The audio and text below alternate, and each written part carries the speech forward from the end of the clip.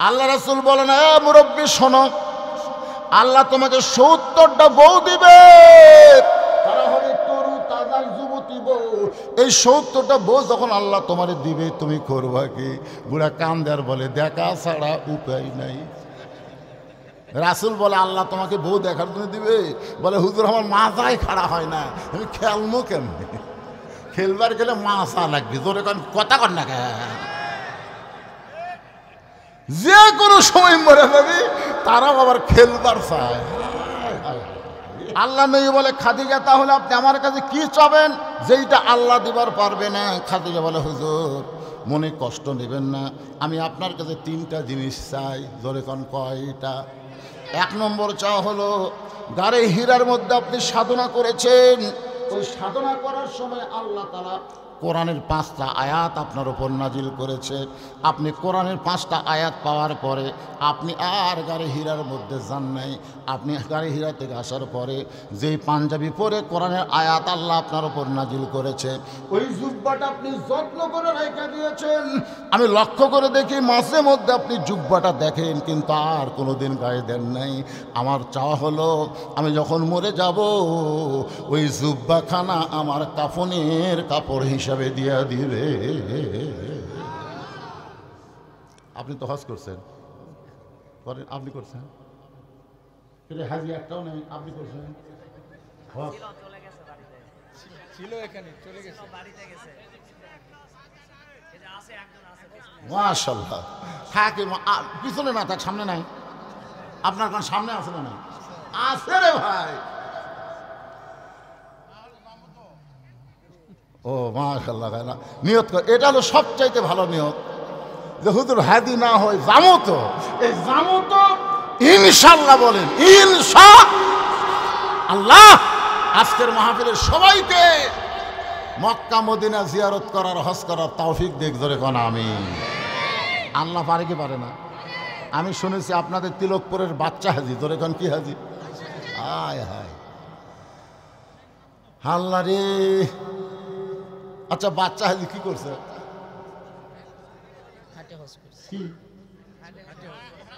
সুবহানাল্লাহ, আল্লাহর ওলি ছিলেন। এখন আপনার বুঝতে পারতেছেন না, তিনি মস্ত বড় আল্লাহর ওলি ছিলেন। সুবহানাল্লাহ বলেন। একটু মনোযোগ দিয়ে শুনবেন। 2 নম্বর চাওয়া হলো, আমি খাদিজা মরে যাওয়ার পর আপনার পবিত্র হাত দিয়া আমাকে কবরের ঘরে নামায় দিবেন। খাদিজা বলে, ইয়া রাসূলুল্লাহ, 3 নম্বর চাওয়া হলো, কবরে মাটি দিয়ে সবাই যখন চলে আসবে, কবরে মাটি দিয়ে যখন সবাই চলে আসবে, তখন কবরের পাশে কেউ থাকবে না। এমন সময় আল্লাহ 2টা ফেরেশতা কবরে পাঠাবে। জোরে কোন কয়টা? আপনারা বিশ্বাস করেন? কি জন্যে পাঠাবে?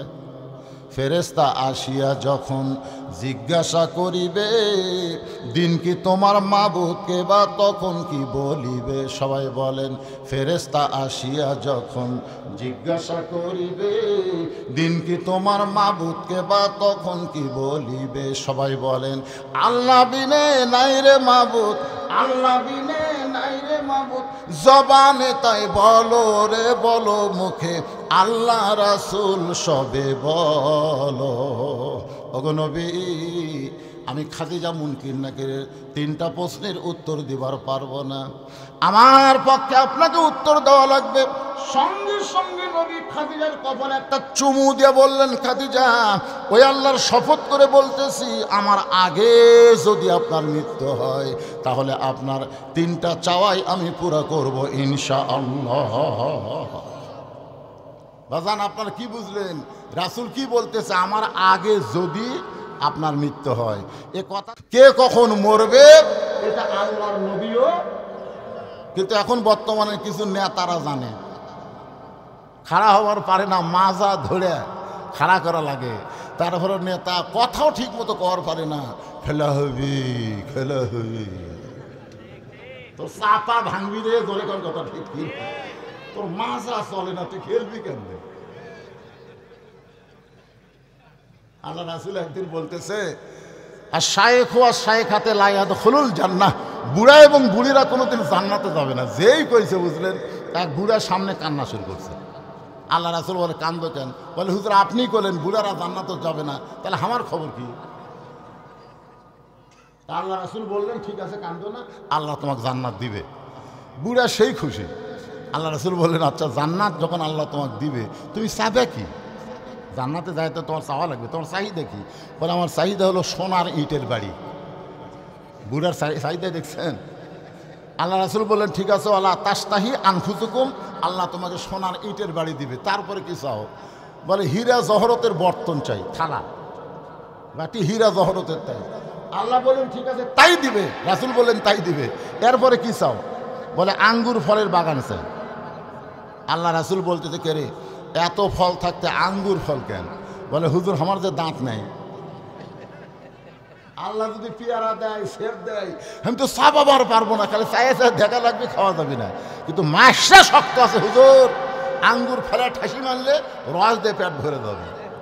আল্লাহ রাসূল বলেন এ মুরব্বী শোনো, আল্লাহ তোমাকে ৭০টা বউ দিবে, তারা হবে তরু তাজা যুবতী বউ। এই ৭০টা বউ যখন আল্লাহ তোমার দিবে তুমি করবা কি? বুড়া কান্দার বলে দেখা ছাড়া উপায় নাই। রাসূল বলে আল্লাহ তোমাকে বউ দেখার জন্য দিবে? বলে হুজুর আমার মাথায় খাড়া হয় না, আমি খেলবো কেমনি? খেলবার গেলে মাথা লাগবে, জোরে কথা কর না কে? যে কোনো সময় মরে যাবে, তারাও আবার খেলবার চায়।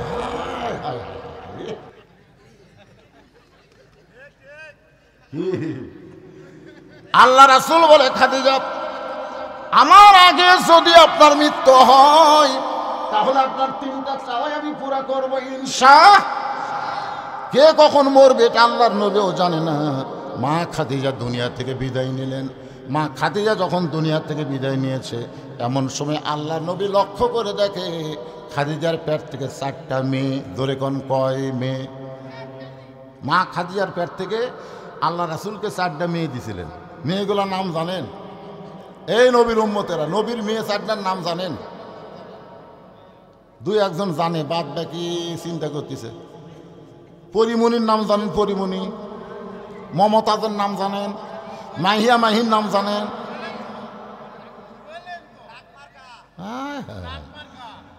গোটা বাংলাদেশ মাহিয়া মাহি ডাল আছে কোন জায়গা, আর বাংলাদেশের যুবকের ছবি দেখে কোন জায়গা?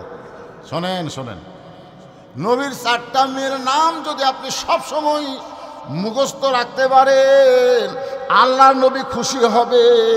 আমাকে কেউ যখন বলে হুজুর আপনি তো সাদিয়ার বাপ, আমাকে যেই কয় হুজুর আপনি সাদিয়ার বাপ, আমি বললাম কে রে আমার মেয়ের নাম তুই কেমন জানবি?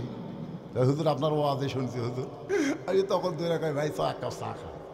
দেখছেন আমার মেয়ের নাম করলে আমার যদি এত খুশি লাগে তাহলে এখনো 1400 বছর পরে নবীর 4টা মেয়ের নাম যদি আপনারা বলেন ফেরেশতা যখন যায় বলবে নবী গো আপনার এই নগর কুসুম্বির মাহফিলে আপনার উম্মতের আপনাকে ভুলে নাই, এখন পর্যন্ত আপনার 4টা মেয়ের নাম পর্যন্ত তারা মুখস্থ রাখছে। জোরে সুবহানাল্লাহ। 1 নম্বর মেয়ের নাম হলো জয়নাব, 2 নম্বর মেয়ের নাম হলো রোকেয়া, 3 নম্বর মেয়ের নাম হলো কুলসুমা, আর সবচাইতে ছোট মেয়েটার নাম হলো সাইয়্যিদাতুন নিসায়ে আহলিল জান্নাহ ফাতেমাতুজ জোহরা। কে জানে? একজন বলল ফাতেমা। ফাতেমা খালি ফাতেমা করলে সওয়াব হবে? খালি ফাতেমা করলে সওয়াব হবে? যাকে প্রত্যেক জুম্মায় ইমাম সাহেব আপনাদের কাছে শোনাচ্ছে, আপনাকে জুম্মা শোনায় না? সাইয়্যিদাতুন নিসায়ে আহলিল জান্নাহ ফাতেমাতুজ জোহরা রাদিয়াল্লাহু তাআলা আনহা। নবী তাকায় দেখে 4টা মেয়ের ভিতরে ছোট মেয়ে কাঁদতেছে কিন্তু কান্নার শব্দ নাই। জয়নাব রোকেয়া কুলসুমা কাঁদতেছে কিন্তু কান্নার শব্দ আছে। আমার মা মইরা গেছে রে, কোথায় গেলে মাকে পাবো বলে দাও না আল্লাহ রে, এই আমার মা মইরা গেছে রে।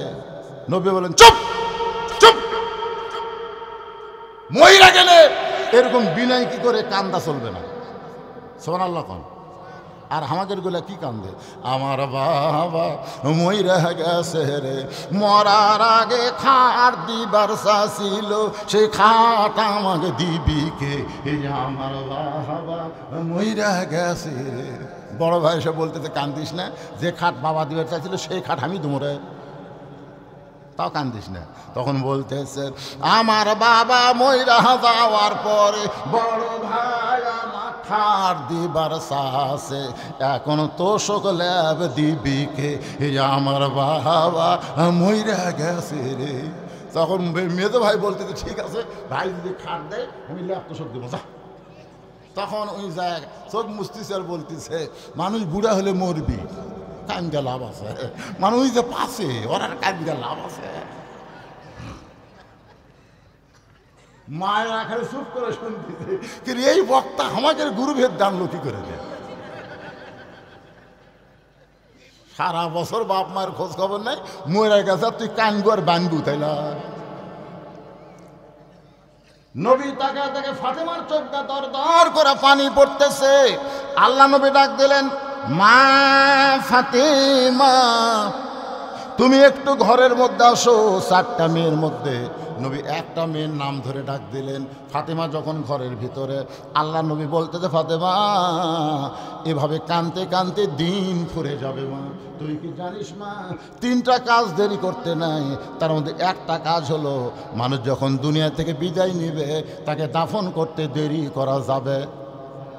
ফাতেমা রে 2 নম্বর কাজ হলো ছেলে মেয়ে যখন বয়স হয়ে যাবে, বিয়ার বয়স হয়ে যাবে, তখন বিয়া দিতে দেরি করা জায়েজ নাই। ছেলে মেয়ের বিয়ার বয়স কত? ধরে গান মেয়ের হলো 18, ছেলের হলো 22। এটা হলো সরকারি বয়স। দরকারি বয়স কত? দরকারি একটা হলো সরকারি, একটা হলো দরকারি। বাংলাদেশের সরকার বাল্য বিয়া বন্ধ করছে, কিন্তু বাল্য প্রেম বন্ধ করেনি। এরা 13 থেকে শুরু করে, 13 থেকে। মেয়ে হলো 9, ছেলে হলো 13, তখন থেকে পিরিশ করতেছে 13 থেকে। আমার এলাকার ক্লাস 6-এর একজন ছেলে 4-এর একজন ছাত্রী বের হয়ে গেছে। কেন? 14 ফেব্রুয়ারি ভ্যালেন্টাইন ডে পালন করতেছে। 14 ফেব্রুয়ারি একটু মনোযোগ দিয়ে শুনবেন। আল্লাহর নবী বলেছেন কোন ব্যক্তি যদি ঋণগ্রস্ত হয়, টাকা পয়সা হাতে আসার সাথে সাথে ঋণ পরিশোধ করতে আর দেরি করা যাবে না। ধানের দাম বাড়লে সারের দাম দেবো, এই কথা দোকানদারকে বলা যাবে। বাকি দিতে ধানের দাম বাড়লে সারের দাম দিবি। কে ভাই ধান রুইয়া তুই সার দিল রে, কে ধানের দাম বাড়লে দেবো ভাই, তুই দাম বাড়া পর্যন্ত বাঁচার কোনো গ্যারান্টি আছে? ধান পাই গেছিস, যা দাম হয়েছে বেশি আগে ঋণ পরিশোধ করো। ফাতেমা তোমার মা দুনিয়া থেকে বিদায় নিয়েছে, বিদায় নেওয়ার আগে আমাকে 2টা ওসিয়ত করেছে। 1 নম্বর ওসিয়ত হলো তোমার মাকে তুমি গোসল করায় দিবা। ফাতেমা বলতেছে বাবা আমার 3টা বোনকে কি আমি সঙ্গে নিবার পারবো না? আল্লাহ রাসূল বলে ফাতেমা তোমার মা ওসিয়ত করেছে তুমি একাই তোমার মাকে গোসল করাতে হবে। তোমার মা ওসিয়ত করেছে তোমার মাকে একাই কাফনের কাপড় পরাতে হবে, অন্য 3টা বোনকে তুমি সঙ্গে নিবার পারবে। ওসিয়ত এখান থেকে প্রমাণ হয়ে গেল মরার আগে ওসিয়ত করা জায়েজ আছে। আপনি ওসিয়ত করবেন আমি মরার পরে নামাজি ব্যক্তি ছাড়া আমার কবর কেউ খুঁড়তে পারবে না, কোনো বেনামাজি যেন কোদাল না ধরে, এরকম ওসিয়ত করবেন। যদি কেউ বলে হুক আপনি মরে গেলে আপনার ওসিয়তকে পালন করবে, তখন আপনি বাধ্য হয়ে জীবিত অবস্থায় 5 জন নামাজিকে 25,000 টাকা হাদিয়া দিবেন। ভাই আমি মরে গেলে তোরা 5 জন আমার কবর খুঁড়িস। ওরা যদি বলে ভাইজান আপনারা যদি আমরা মরে যাই, বলে তোরা যদি মরিস তাহলে মাফ করে দিলাম, আর যদি বাঁচিয়ে থাকিস তাহলে আমার কবরটা খুঁড়িস। যারা সামনে কাতারে নামাজ পড়ে এমন 5 জন যদি আপনার কবর খুঁড়ে, ওই কবর গজবের কবর হবে না, ওই কবরকে আল্লাহ রহমতের কবর বানায়া দিবে। আপনি ওসিয়ত করবেন, ওসিয়ত করবেন আমি মরে যাওয়ার পরে আমার লাশটা যেন মসজিদের মুয়াজ্জিন গোসল করায় দেয়।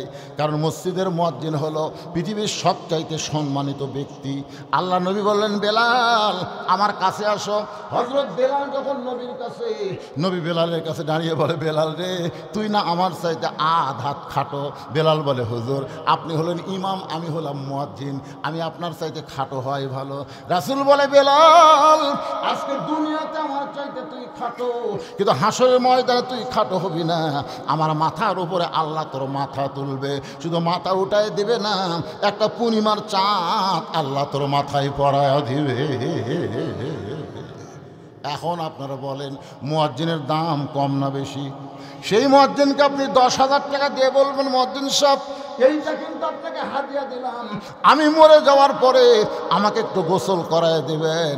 আপনি একজন ভালো আলেমকে বলবেন, ভাই আমি মরে গেলে আমার জানাজার ইমামতি তোমার আমি করতে বলি, এরকম ওসিয়ত করা জায়েজ আছে। বেনামাজি কবর খুঁড়বে, এইটা আপনাদের চলবে না। কারণ মুসলমান মরে যাবে, কাফের কবর খুঁড়বে, এটা কখনো মানা যায় না। আপনারা বলবেন, হুজুর বেনামাজি কি মুসলমান না? বেনামাজিকে যারা মুসলমান বলবে তার রাসূলের হাদিসকে অস্বীকার করবে। কারণ রাসূল বলেছেন, বাইনাল আবদু ওয়াল কুফরি তরকু সালাত, বান্দার কাফিরের মধ্যে পৃথক করার জিনিসটার নামই হলো নামাজ। যারা নামাজ পড়ে তারা হলো আল্লাহর বান্দা, আর যারা নামাজ পড়ে না তারা হলো কাফের। আমি যেই বলবো বেনামাজি, আপনারা বলবেন কাফের, বলতে পারবেন না? এটি মিডিয়াকে খুব আজকে খুব অত্যাচার হচ্ছে, হচ্ছে, আমি দেখতেছি। আমি যেই বলবো বেনামাজি, আপনারা বলবেন কাফের, বলতে পারবেন না? হয় যান বেনামাজি। আপনি তো চান আপনার কবর কাফের খুঁড়ো, তো তাহলে বেনামাজি খুঁড়লে কি হবে? আরে বেনামাজির কথাটি হচ্ছে না তো। ইমাম মালিক রহমতুল্লাহ বলেন, শোনেন, এই ইমাম মালিক রহমতুল্লাহ, মান তারাকা সালাত মোতাম্মেদান ফাকাত কাফারা, এই হাদিসের ব্যাখ্যা ইমাম মালিক রহমতুল্লাহ বলেন, তোমাদের এলাকায় চিহ্নিত বেনামাজি যদি মারা যায়, চিহ্নিত, তোমরা সবাই জানো এই লোকটা বেনামাজি, তাহলে তোমরা কি করবা? ছাত্র বলে, হুজুর কি করব? ইমাম মালিক বললেন, রাস্তার যদি কোনো কুত্তা মরে তোমরা কি করবা? বলে, মরা কুত্তা রাস্তার থাকলে দুর্গন্ধ হবে, এই দুর্গন্ধ থেকে বাঁচার চেষ্টা করব। তো দুর্গন্ধ থেকে বাঁচতে গেলে কি করবা? তোমরা গোসল করে দিবে, কাপড়ের কাপড় পরে দিবে, খাটনি তুলবে। হুজুর কি কর, আর পাওয়ার দড়ি লেগে টাইনে নিয়ে পুঁতিয়া থমো। একটা কুত্তাও যা, একটা বেনামাজি উঠে। এই কথা আমি যে ওয়াজ করছি রানীনগরে, একটা কুত্তাও যা, একটা বেনামাজি উঠাই। ইতিমধ্যে 4-5টা কুত্তা এসে পিছনে, আমি বললাম কে রে? আমি যেই বলি ওয়াজ শুরু করার চাই, ওরা চিন্তা করলাম কুত্তা আমার লোকমা দিল। পরে আমি বললাম, একটা বেনামাজি কুত্তার চাইতেও নিকৃষ্ট। যেই বলছি একটা বেনামাজি কুত্তার চাইতেও নিকৃষ্ট, 4 কুত্তাই দৌড় আনবে। ওরা বুঝা দিল, হুজুর কুত্তার সাথে তার বেনামাজি তুলনা করেন না। আপনি কি আল্লাহর কোরআন পড়েননি? আল্লাহ কোরআনে বলেছে, সুম্মা রাদাদনাহু আসফালা সাফিলিন, এরা কর্মদেশে পশুর চাইতেও, কুত্তার চাইতেও, শুয়োরের চাইতেও এরা জঘন্য।